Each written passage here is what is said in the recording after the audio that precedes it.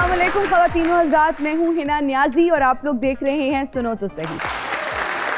नाज़रीन, अगर इंसान बासलाहियत हो तो उसका खुशकिस्मत होना भी बहुत ज़रूरी है, क्योंकि उन खुशकिस्मत लोगों में बहुत कम ऐसे लोग होते हैं जो अपनी तमाम सलाहियतें दिखा सकते हैं।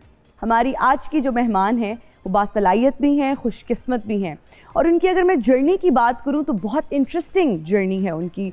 उन्होंने कॉलम निगारी से शुरू किया और अदाकारी तक पहुँच गई, और इसके बीच में क्या कुछ हुआ, आगे फ्यूचर प्रोजेक्ट्स क्या हैं, इस पर आज हम डिटेल से बात करेंगे। She is an epitome of grace, beauty, मेरी बहुत ही फेवरेट हिना ख्वाजा साहिबा। अस्सलाम वालेकुम। कैसी हैं आप? बिल्कुल ठीक मैम, आप कैसी हैं? प्लीज़ तशरीफ़ रखिए। आप इतनी खूबसूरत लग रही हैं माशाल्लाह, और मैं ये कॉम्प्लीमेंट देना चाहूँगी कि आप कैमरा कुछ लोगों की ब्यूटी के साथ जस्टिस नहीं करता, तो मुझे तो ये लगता है कि आप जितनी खूबसूरत हैं उतनी खूबसूरत कैमरा में नज़र ही नहीं आती माशाल्लाह। इसका मतलब है कि मैं कैमरे पे आना छोड़ दूँ? नहीं, बिल्कुल भी नहीं। अगर आप जैसे अच्छे लोग कैमरे पे आना छोड़ देंगे तो फिर हम जैसे लोगों का क्या होगा भाई? हम तो आपको देख के खुश होते हैं। आप माशाल्लाह बहुत प्यारी हैं और बहुत तहजीब याफ्ता हैं। अरे थैंक यू। मैं आपका शो देखती हूँ और मुझे बहुत अच्छा लगता है the way you conduct it and the way you conduct yourself. This is a huge compliment coming from you. Seriously, this means a lot and you made my day. Thank you. अच्छा, आज मुझे इतना अच्छा लग रहा है ना कि इतनी खूबसूरत ब्यूटी विद ब्रेन्स, और फिर मेरे जैसा नाम है, तो मैं अपना नाम आज बहुत अदब से ले रही हूँ बार बार। अच्छा, आप समझते हैं कि नाम का कोई असर होता है? अक्सर लोग कहते हैं कि नाम का बड़ा इम्पैक्ट होता है, तासीर होती है। देखिए, अगर आप जिस नाम से आप किसी को बुलाते हैं, जाहिर है उस नाम का कोई मतलब होता है जी, तो उस मतलब का असर तो होगा। It's the power of suggestion, it is also the sound.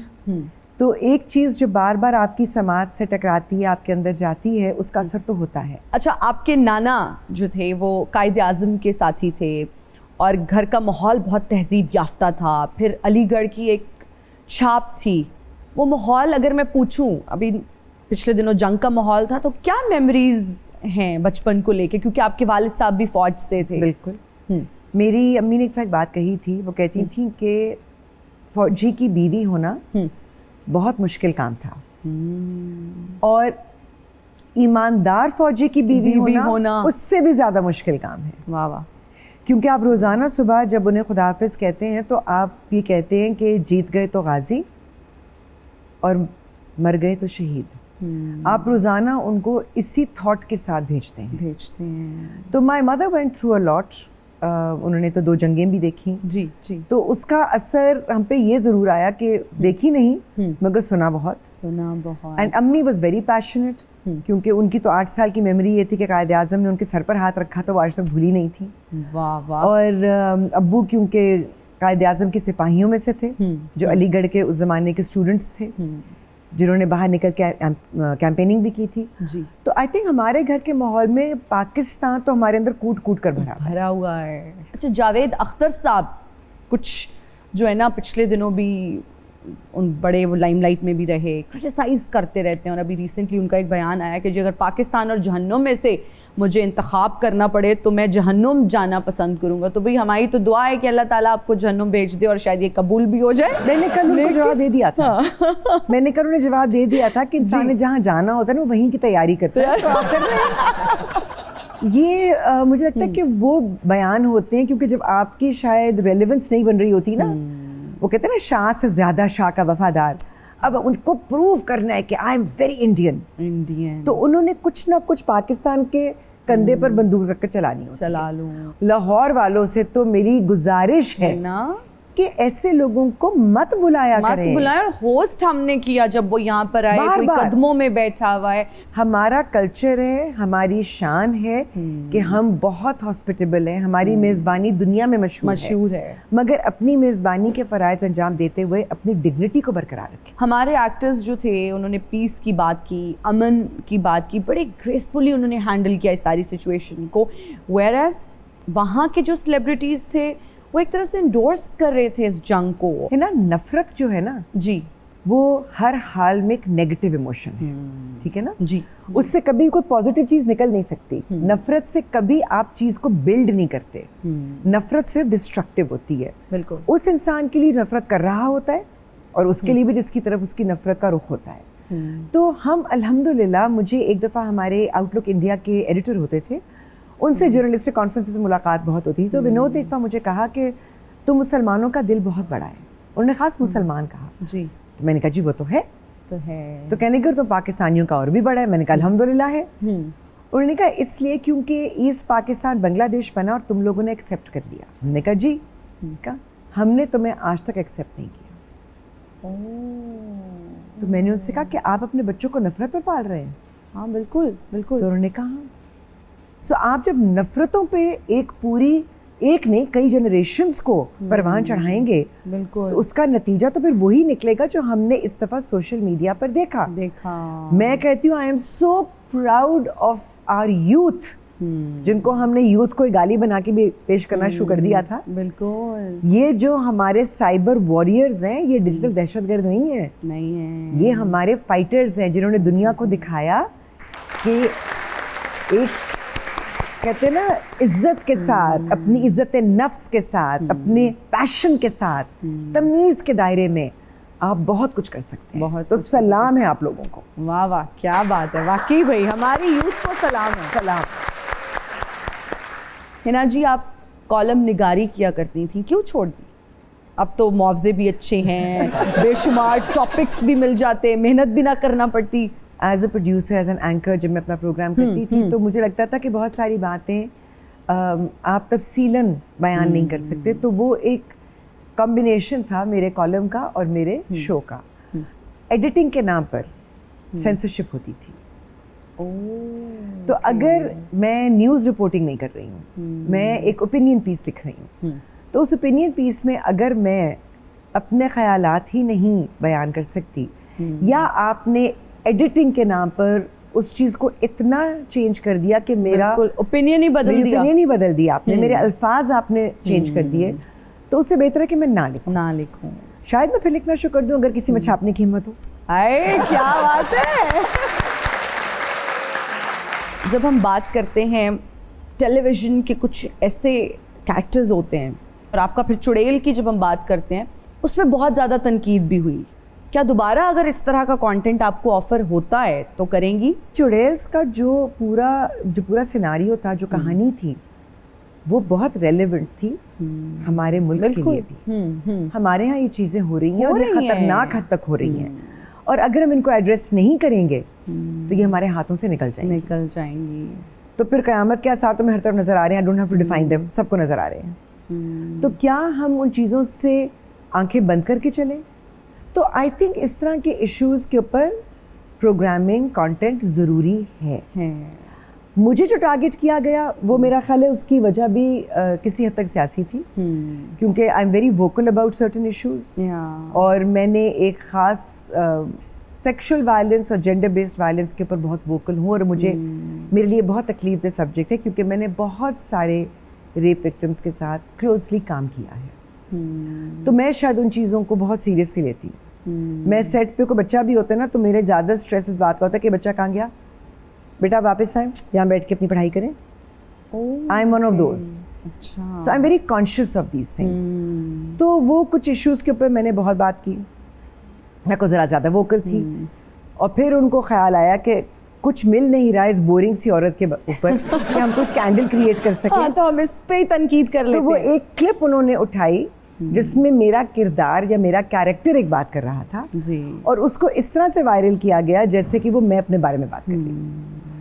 तो मैं पहली बार ज़िंदगी में बहुत रोई भी थी।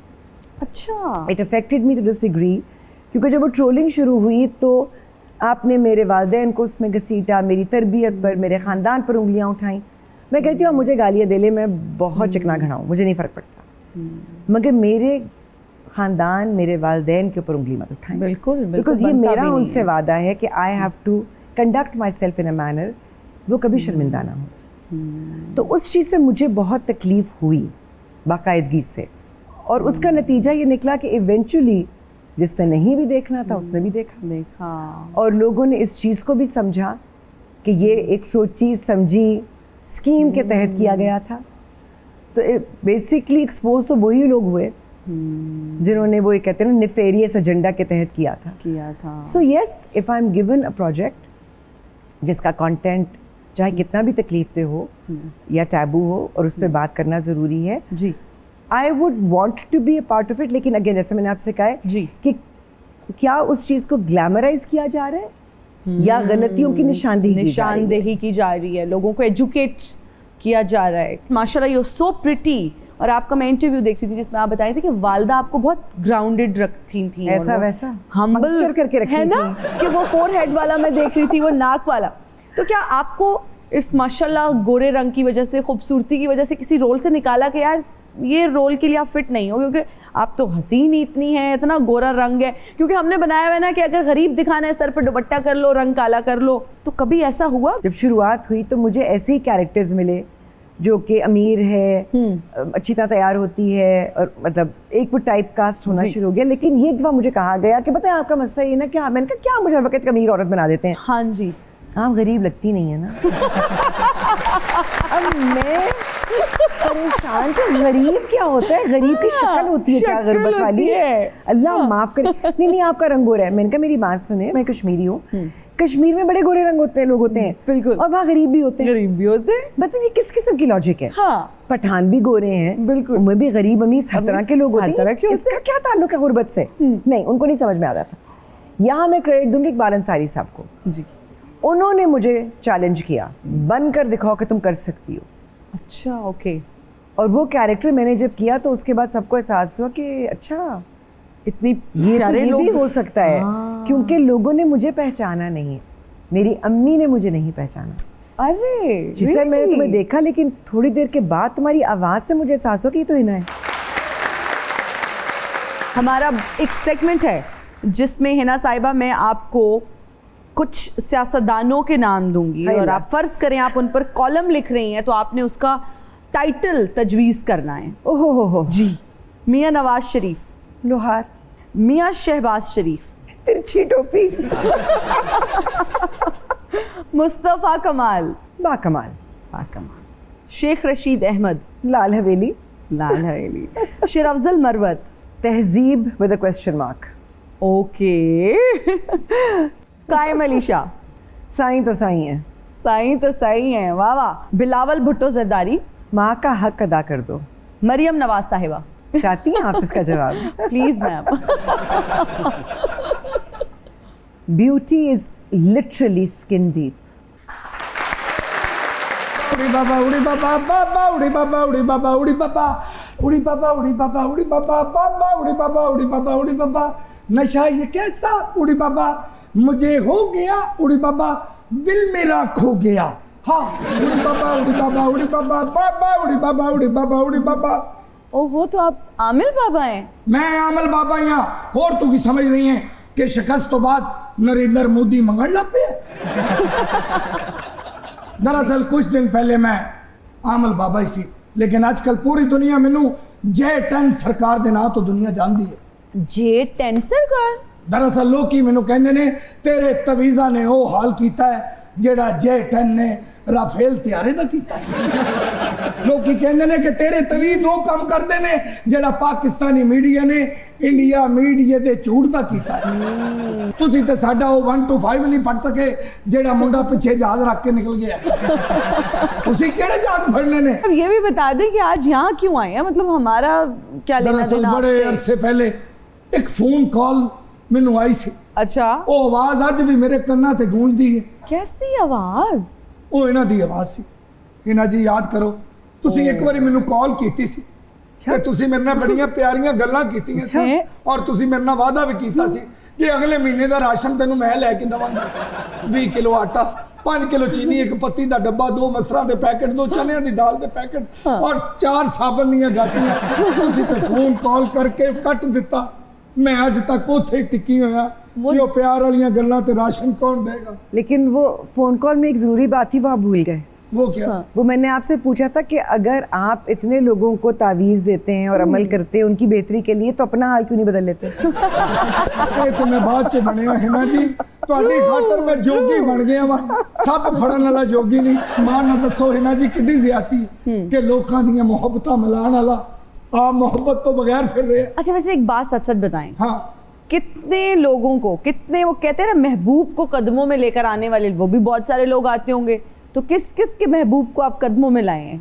एक मुंडा आया मेरे को रोंदा रोंदा, अच्छा आके कहंदा बाबा जी मेरा जड़ा मशूक है मेरी गल नहीं सुनता। अच्छा बाबे ने तवीज दिता जगना कनक दिन फतो मंड के नाल है मेरा जगर कवट्टा तेरे सिर विच कट्टा मेरी लड्डू पीठियां मेरी जगर पीठियां उन्होंने मैं तवीज पढ़ के दिता है। उन्हें जाके अपने महबूब नु पानी च खोल के पिलाया पूरे चौंक दे विच ओ मशूक अपने मुंडे दे कदमां च डिग के रो के कहन डई सी कि रब दा वास्ता ही मेरी जान छड़ दे मेरी जान छड़न दा की लवेंगा ए बाबे दा कमाल है ना जी। ऐसे लोगों के बारे में क्या कहेंगी? मैं तो समझती हूँ ये भी एक स्कैम ही है अगेन, और लोग इनके पास ऐसे लोगों के बारे में कहूंगी कि इनको किसी काम पर लगाएं। दरअसल आज मेरी बरकत नहीं पैनी दो हिना फिर रही हैं अब हमारी जान छोड़ने का क्या लेंगे? वाह बच्चा वाह तेनू कदर नहीं होनी ही ना तेनू कदर उदो बाबे दी होनी है जदों तेरी सस कपत्ती निकल आई तेनू उदो समझ आनी जदों तू बाबे नू लभना गली गली ते बाबा जी रोज वाला तो फड़ के मैनू कुटदी है मेरा चाटा पुटदी है सारे घर दा काम कराउंदी है टाकियां मेरे को फरवांदी है फिर तू बाबे नू लभना है ते बाबे ने तेनू नहीं लभना उड़ी बाबा उड़ी बाबा उड़ी बाबा बाबा उड़ी बाबा उड़ी बाबा मैं तो चाहनी है बाबा मैनू कदी ना लभे, कदी भी ना लभे। तो तीनों आजाद क्या लेंगे एक ब्रेक, हाजिर होंगे ब्रेक के बाद। कीप वॉचिंग सुनो तो सही, and we are right back after the break. You are watching सुनो तो सही। हिना साहिबा, अब जब हम देखते हैं एक्टर्स के मुआवजे भी इतने बेहतर हो चुके हैं, एंकर्स इतने ज़्यादा पैसे कमा रहे हैं, और अब जब आजकल आप सुनती हैं कि फ़लाँ एंकर उस एक्टर से भी ज़्यादा पैसे ले रहा है, तो कभी दिल में ख्याल आता है कि दोबारा से कम बैक किया जाए? वैसे तो मैं पूछ चुकी हूँ और आपने कहा जी अगर अच्छी अपॉर्चुनिटी, लेकिन monetary, what I am trying to ask, monetary aspect इसमें कितना आपके लिए मैटर करता है? देखिए मॉनेटरी एस्पेक्ट सच्ची बात है सबके लिए मैटर करता है, क्योंकि at the end of the day आप अपनी घर की गाड़ी भी चलानी है और आपने अपनी रियलिटीज़ को भी देखना है। लेकिन वही वाली बात है कि एक जायज़ हद तक, ठीक है ना। आप मुझे कहेंगे जी मैं कुछ भी कर लूँ पैसों की खातिर, वो मैं नहीं कर सकती। अब्दुल्ला कादवानी साहब ने जब आपको ऑफर दी ड्रामा की, और आपने क्या फ़ौरन से इनकार कर दिया या आपने थोड़ा टाइम लिया, आपने सोचा कि नहीं मैं ये प्रोजेक्ट नहीं करूँगी? बताए अब्दुल्ला इतने प्यारे इंसान हैं, वो जब पहली बार जब उन्होंने he was the first one to ask me to do जी जी एन एक्टिंग प्रोजेक्ट, और वो अकेले मेरे घर नहीं आए, वो अपनी वाइफ के साथ आए थे, तो उस दिन से हमारे फैमिली टर्म्स बन गए। Really? Wow. और मैंने उनसे यही कहा, मैंने कहा कि उस वक्त कुछ सिचुएशन ऐसी थी, माय हस्बैंड वाज ट्रैवलिंग, मेरे वालिद उस वक्त बीमार हुए थे, ही वाज हॉस्पिटलाइज्ड, तो मैंने उनको ये कहा, मैंने कहा जी मैं इस वक्त, एक तो मैं एक्टर हूँ नहीं, और इस वक्त मैं उस कंडीशन में ही नहीं हूँ कि मैं सोच भी सकूँ कि मैं इतना वक्त किसी चीज़ को दे सकती हूँ, और उसमें इट ऑल्सो इन्वॉल्व ट्रैवलिंग, तो मैंने कहा कि नहीं मैं एक्टर नहीं हूँ, मुझे रहने दें। अच्छा। मगर हमारी वो एक दोस्ती और एक वो रिलेशनशिप बन गया वहाँ से। ओके। और फिर कई सालों के बाद जब मतलब बाकायदगी से एक्टिंग शुरू की और काम शुरू हो गया, तो अब मैं बार बार उनके साथ काम कर रही हूँ। अच्छा, who is your favourite director? किसके साथ काम करके अच्छा लगता है? बहुत बुरी बात है, मुश्किल भी है ये सवाल, मुझे लगता है। मेरे पास तो लिस्ट है पूरी। अच्छा चलिए आप लिस्ट बता दें। मेरी लिस्ट में वो सब लोग हैं जो पता नहीं मेरी फॉर सम रीज़न अपने डायरेक्टर से बहुत बनती है, मतलब दे आर द वंस जो इंडस्ट्री में मेरे दोस्त हैं।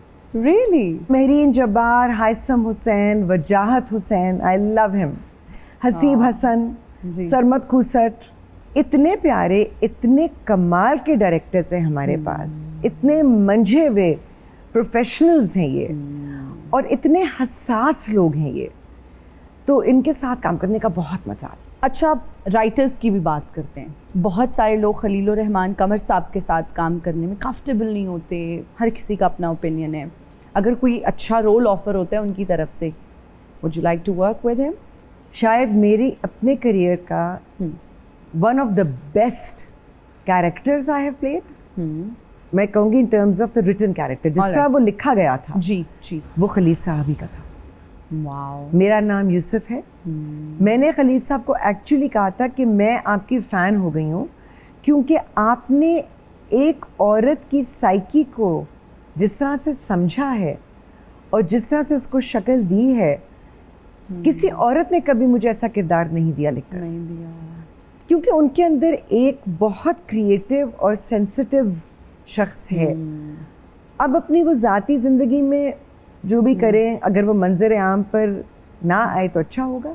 मेरा ख्याल है अपनी डिग्निटी को बरकरार रखना बहुत ज़रूरी होता है। हर बात कहने की नहीं होती है और कुछ अपनी सोच का जाविया भी ठीक करना चाहिए। लेकिन एज अ राइटर आप ये नहीं कह सकते कि वो राइटर अच्छे नहीं, राइटर वो बहुत अच्छे हैं। अच्छा, आप तो खुद भी कॉलम निगार रही हैं, आप इतना अच्छा जो खुद लिख ले और माशाल्लाह से इतनी रिसर्च हो, तो जब कोई राइटर का स्क्रिप्ट आपके पास आता है, कभी ऐसे होता है कि आप उसको इम्प्रोवाइज कर दें, अपना डायलॉग उसको बेहतर कर दें? बहुत दफ़ा। अच्छा। कुछ राइटर्स हैं, खलील साहब, उनके डायलॉग, उनके जुमले इतने खूबसूरती से लिखे हुए होते हैं कि आपको एक नुक्ता बदलने का दिल नहीं चाहता। बीगुल साहिबा, बीगुल ऐसे लिखती हैं जैसे उन्होंने मोती पिरोए हों।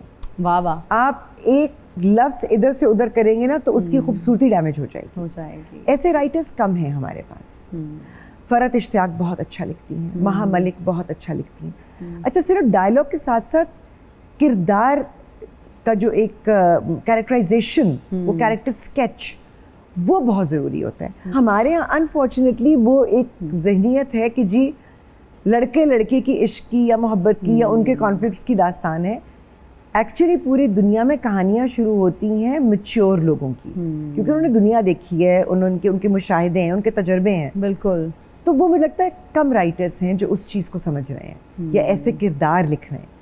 बहुत इम्प्रोवाइजेशन करनी पड़ती है, कई दफ़ा अंग्रेज़ी ठीक करनी पड़ती है, कई दफ़ा उर्दू ठीक करनी पड़ती है, कई दफ़ा ऐसा किरदार लिखा हुआ होता है जो एक ख़ास खित्ते का या एथनिसिटी का होता है, लेकिन जुमले ऐसे कोई फ़ारसी ज़्यादा उर्दू में होते हैं कि आप कहते हैं नहीं ये तो ऐसे नहीं बोल सकती। तो वहाँ पर हमें खुद थोड़ी मेहनत करनी पड़ती है, उसको अडेप्ट करना पड़ता है और वहाँ डायरेक्टर की सपोर्ट बहुत ज़रूरी होती है। को एक्टर्स कौन पसंद हैं, किसके साथ काम करना अच्छा लगता है, जिनके साथ कंफर्टेबल होकर काम करती हैं, आपका दिल चाहता है कि बार बार इनके साथ काम? अच्छा, अब मैं सीनियर से जूनियर्स की तरफ आऊंगी ताकि मुझे याद रहे। अच्छा, okay, all right. Javed Shaikh sahab, wonderful को एक्टर। आसिर ज़मीर साहब, वंडरफुल को एक्टर। शमीम हिलाली साहिबा, मेरी जान है उनमें, क्या खातून है वो। दुदाना भट्ट साहिबा बहुत प्यारी हमारी, मरहूम जा चुकी हैं। तरत हुसैन साहब, और अगर मैं देखूं फैसल कुरैशी, हुमायूं के साथ मैंने काम बहुत कम किया है। अच्छा, okay. But I think Humayun is a pleasant person to have around. ख़वातीन में इरसा के साथ बहुत मज़े की बनती है। अच्छा। सबा फैसल के साथ भी मैंने काम किया है।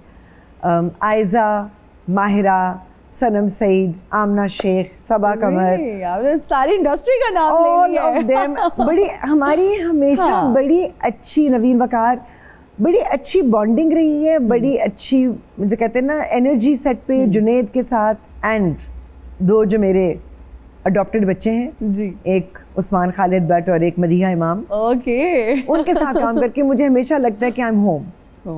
So lovely people, lovely energy. I think बहुत कम कोई ऐसा होगा जिसके बारे में मैं कह सकूं कि उफ इनके साथ मुझे काम नहीं करना।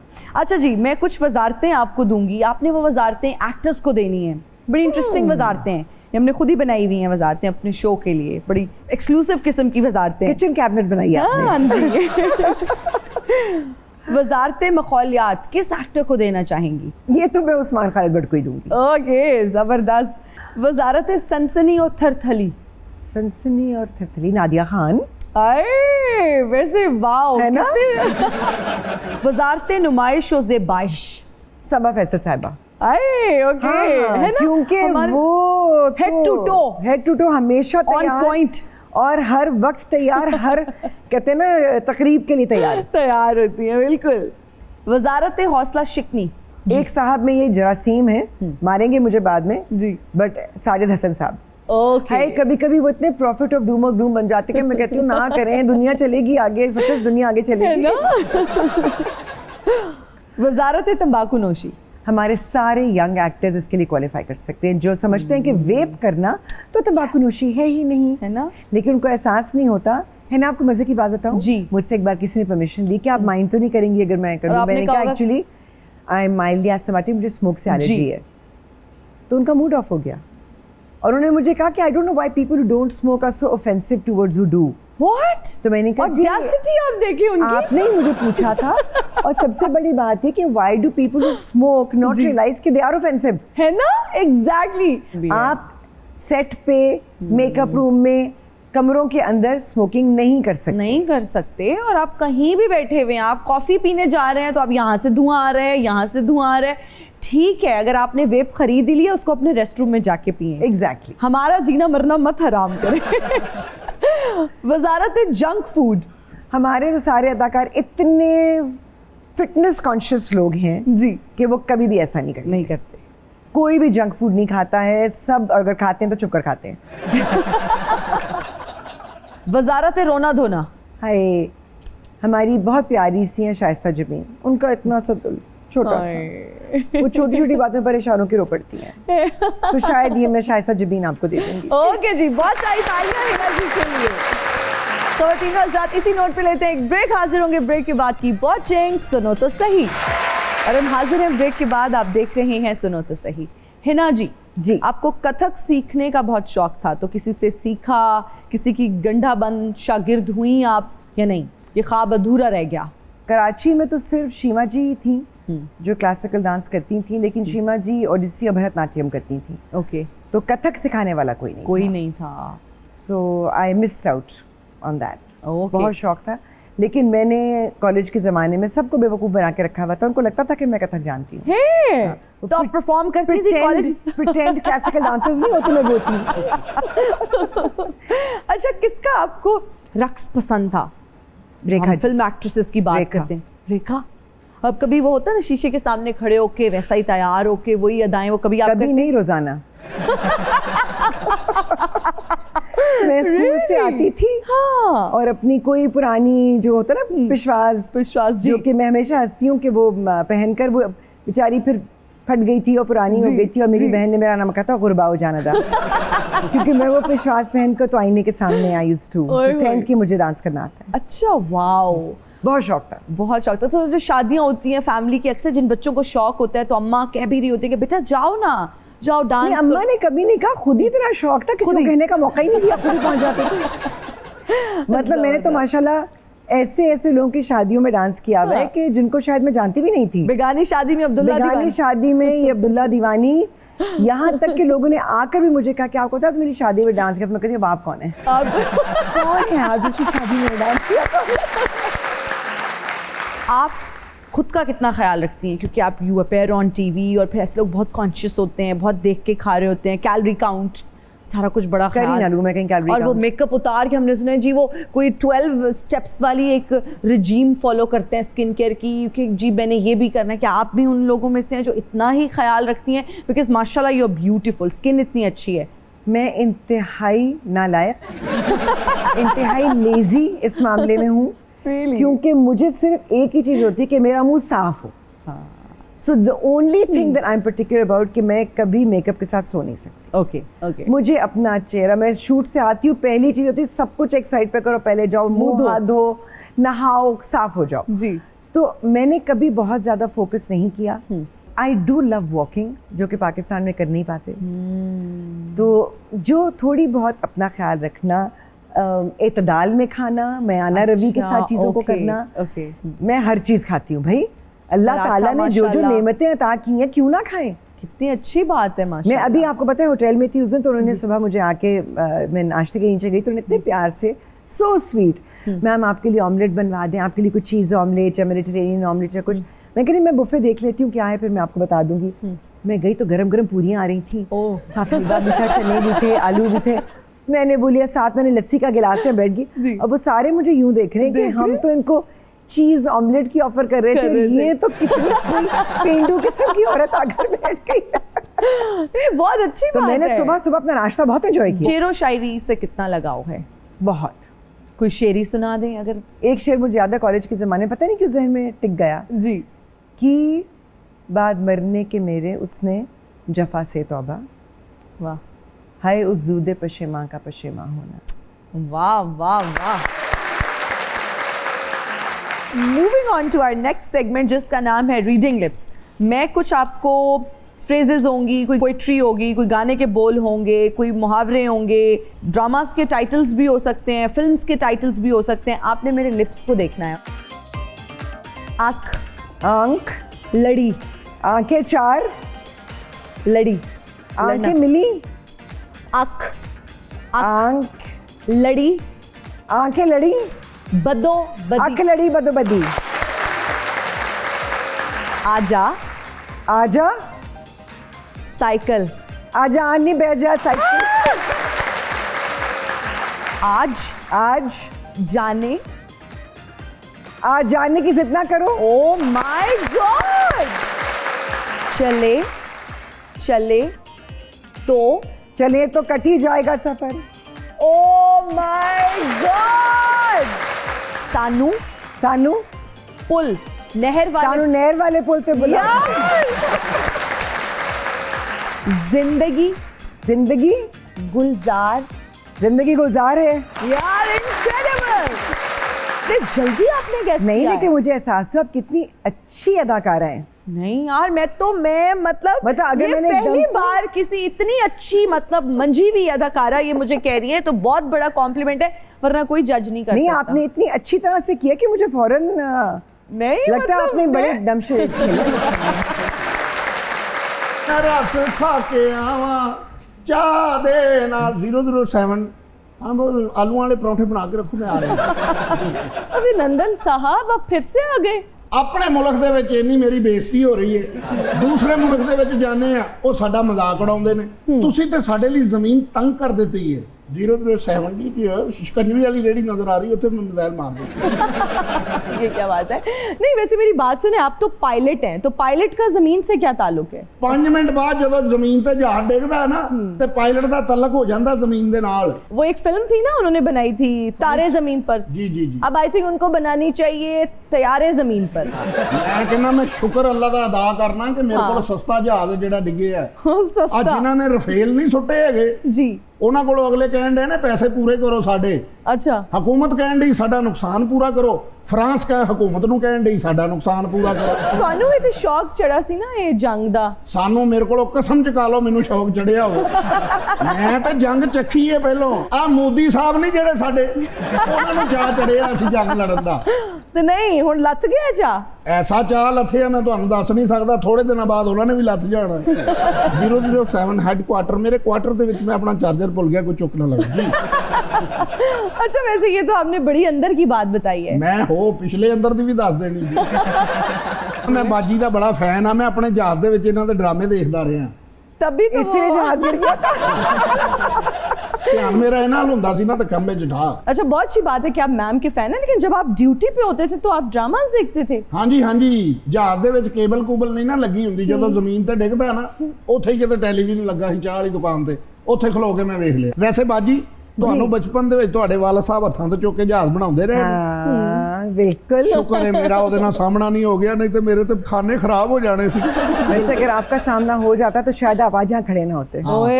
007 बहुत अच्छी उर्दू बोल रहे हैं। अच्छा मुझे एक बात तो बताएं, जी जी, ये बाद में आप लोगों के ड्रोन्स ही आते रहे, आप लोग ने राफेल क्यों नहीं उड़ाए जिस पर इतना घमंड था आप लोगों को? ਤੁਸੀਂ ਕਿਹੜਾ ਸਾਡਾ ਲਿਹਾਜ਼ ਕਰਦੇ ਹੋ? ਤੁਸੀਂ ਤੇ ਸਾਡੇ ਰਫੇਲ ਜਹਾਜ਼ ਇੰਜ ਸੁੱਟੇ ਨੇ ਜਿਵੇਂ ਗੁੱਡੀ ਪਤੰਗ ਸੁੱਟਦੇ ਨੇ। सही कह रहे हैं। अच्छा ये बताएं F-35 कब ले रहे हैं? ਬਸ ਲਵਾਂਗੇ ਜਦੋਂ ਡਿੱਗੇਗਾ ਤੁਹਾਨੂੰ ਪਤਾ ਚੱਲ ਜਾਏਗਾ।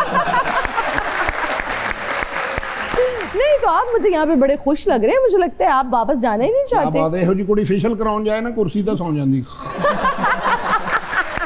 ਉਹ ਲਾ ਕੇ ਕਹਿੰਦੇ ਨੇ मैम आपका फेशियल हो गया और नाखून काटो, पैरों पे मेरे कोचू माचा कर दो। अच्छा वो तो कम से कम ये सब करवाने जाती हैं तो सो लेती ना, आप क्या जहाज से आते हुए सो रहे थे? ਸਾਡੇ ਇੰਡੀਅਨ ਜਿੰਨੇ ਵੀ ਨਾ ਸ਼ੁਰੂ ਤੋਂ ਉਹਨਾਂ ਦੇ ਬੁੱਗੇ ਇੰਜ ਦੇ ਹੀ ਨੇ, ਯਾਨੀ ਮੂੰਹ ਇੰਜ ਦੇ ਨੇ। 007 ਕਾਫੀ ਚੁੱਟ ਲੱਗ ਗਿਆ, ਮੈਂ ਆ ਰਿਹਾ।